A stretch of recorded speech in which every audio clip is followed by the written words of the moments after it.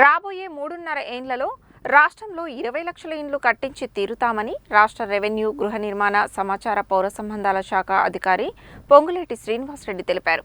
భూభారత్ కింద వచ్చిన న్యాయమైన దరఖాస్తులన్నింటినీ ఆగస్టు 15 నాటికి పరిష్కరించి రైతులకు స్వాతంత్ర్యం కల్పిస్తామని చెప్పారు.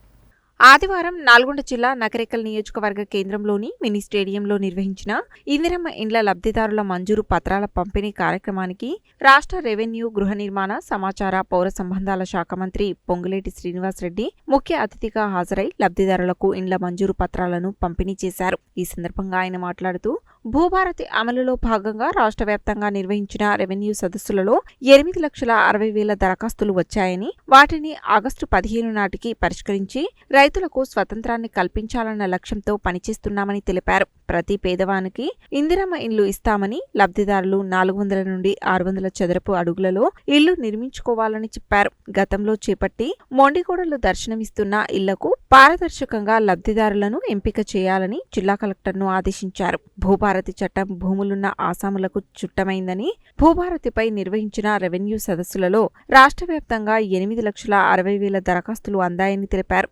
రాష్ట్ర ప్రభుత్వం ప్రజాపాలన ద్వారా పేద ప్రజల సంక్షేమానికి కృషి చేస్తుందని, ఇందులో భాగంగా 200 యూనిట్ల వరకు ఉచిత విద్యుత్, 500 రూపాయలకు గ్యాస్ సిలిండర్తో పాటు రాజీవ్ ఆరోగ్యశ్రీ కింద 10 లక్షల వరకు వైద్య సేవలు అందజేస్తున్నామని తెలిపారు. అంతేకాకుండా ఉగాది నుండి సన్నబియ్యం పంపిణీ చేస్తున్నామని, ఏడాదిలోపే 60,000 మందికి ఉద్యోగాలు ఇచ్చామని చెప్పారు. 9 రోజుల్లో 9,000 కోట్ల రూపాయల నిధులను రైతుల ఖాతాలలో జమ చేశామని, శాంతి భద్రతలను కాపాడడంలో ప్రభుత్వానికి చిత్తశుద్ధి ఉందని తెలిపారు.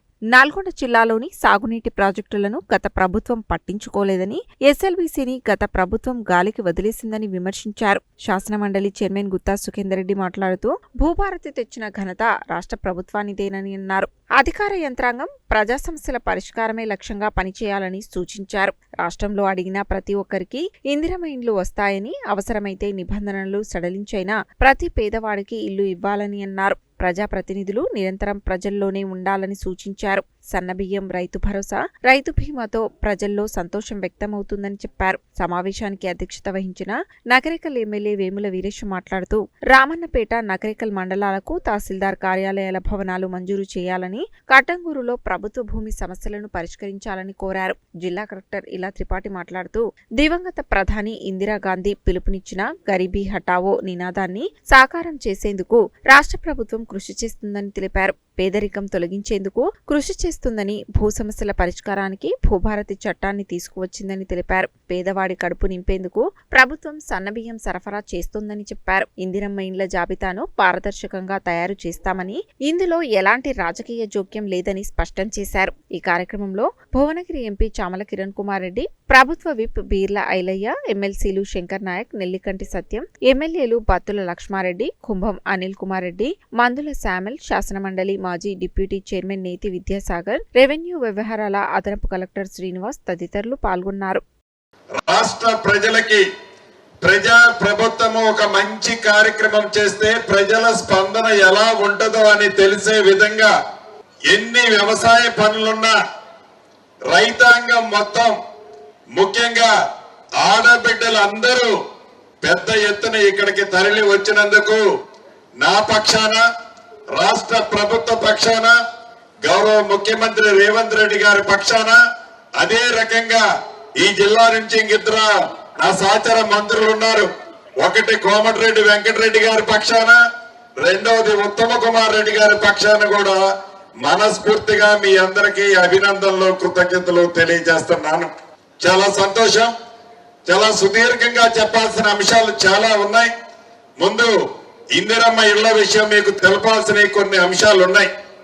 గౌరవ కలెక్టర్ గారు ఇందిరమ్మ ఇళ్ల గురించి చాలా స్పష్టంగా చెప్పారు. సాధించుకున్న తెలంగాణలో ఆనాటి ప్రభుత్వం 10 సంవత్సరాలలో పేదవాడి కళని కలలాగానే చూపించింది.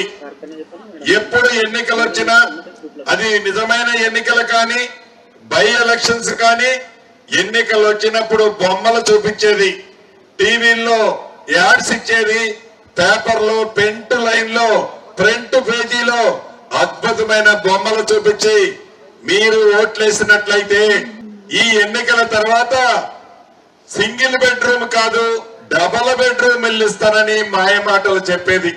కానీ 10 సంవత్సరాలలో ఆ ప్రభుత్వం మొదలు పెట్టిందే 93,000, పూర్తి చేసింది 66,000, మిగిలిన 30,000 చిల్లరు మండుగోడలతోనే దర్శనమిచ్చాయి. పేదోడు ప్రభుత్వం మీ దీవెనలతో ఇందిరమ్మ ప్రభుత్వం వచ్చిన తర్వాత ఆనాటి ప్రభుత్వం హౌసింగ్ శాఖను మొత్తాన్ని రద్దు చేసింది. హౌసింగ్ శాఖే లేకుండా చేసింది. గౌరవ ముఖ్యమంత్రి రేవంత్ రెడ్డి గారు ఆలోచనలకు అనుగుణంగా కేబినెట్ సహచర మంత్రులమందరం పేదవాడి కళ నెరవేర్చాల్సిన బాధ్యత మన ఇందిరమ్మ ప్రభుత్వం మీద ఉంది. ఇందిరమ్మ అంటేనే పేదోడి కళ, పేదోడి ఇల్లు.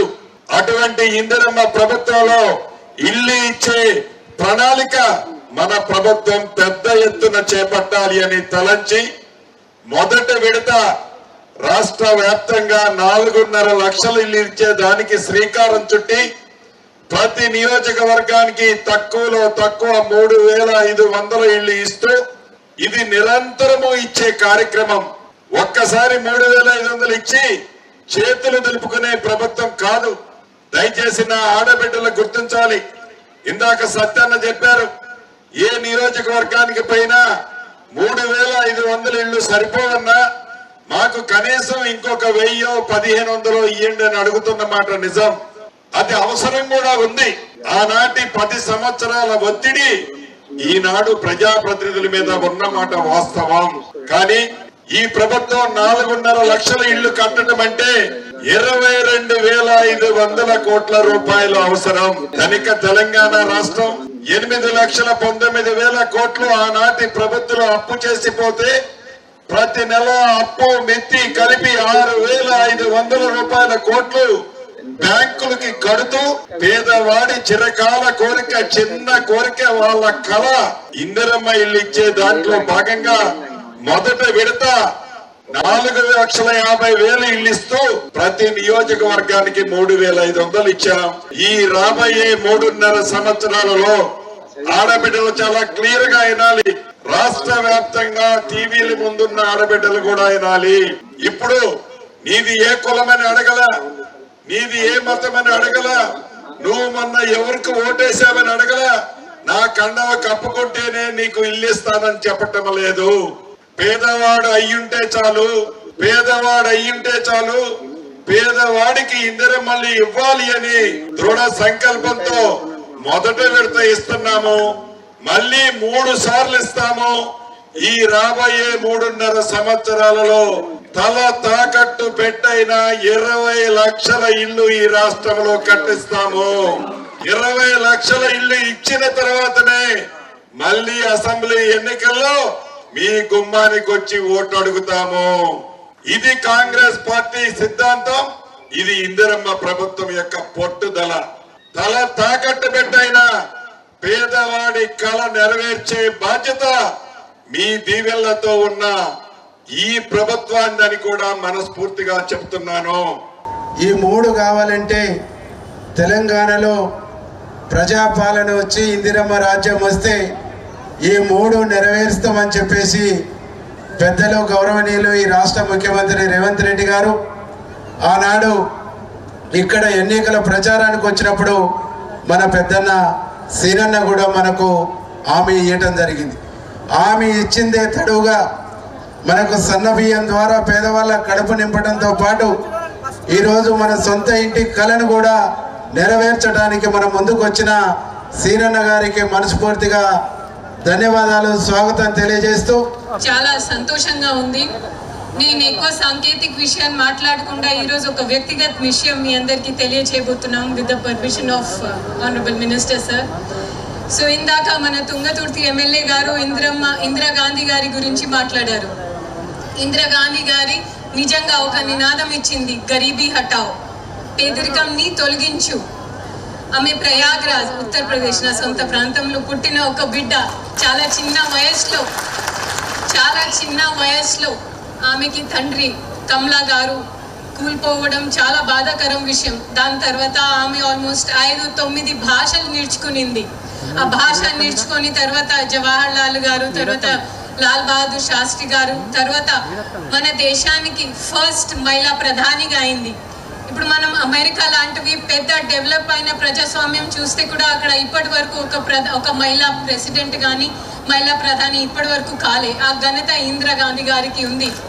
ఇందిరాగాంధీ గారి ఇచ్చిన నినాదం గరీబీ హటావో అనేది మన రాష్ట్ర ప్రభుత్వం తూచా తప్పకుండా ఆ దిశగా కృషి చేస్తూ ఉంది. ఇందాక పెద్దలు మాట్లాడేటప్పుడు నేను తెలంగాణ వచ్చేటప్పుడు నాకు ఒక మాట చెప్పారు మా స్టాఫే, మేడం ఇక్కడ ఉన్న పెద్దవాళ్ళకి ఉన్న నిధులు అకౌంట్స్లో ఉండదు, ఏకర్స్లో ఉంటుంది, అంటే భూమి. ఇప్పుడు మన రాష్ట్ర ప్రభుత్వం పేదవాళ్ళకి ఒక ఆధార్ లాగా గరీబీ నిజంగా తొలగించడానికి, పేదరికాన్ని తొలగించడానికి భూభారతి అనేది చట్టం తీసుకువచ్చింది. నేను చాలాసారి మీ గ్రామానికి మీ ఊరికి వచ్చి మా రెవెన్యూ సదస్సులు కావచ్చు, భూభారతి అవగాహన కావచ్చు, అలాంటివి కార్యక్రమం మేము మా రెవెన్యూ శాఖ తరఫున మేము పెట్టడం జరిగింది. 20 జూన్ వరకు మీరు ఇచ్చిన దరఖాస్తుని, ప్రతి ఒక్క దరఖాస్తుని మేము 15 ఆగస్టు లోప కొత్త గ్రామ పాలన అధికారులు కావచ్చు, సర్వేయర్స్ కావచ్చు, ప్రతి ఒక్క గుంటాన్ని విచారణ చేపిస్తూ దానికి సమాధానం చేస్తామనేది మీ అందరికీ తెలియజేస్తున్నాను.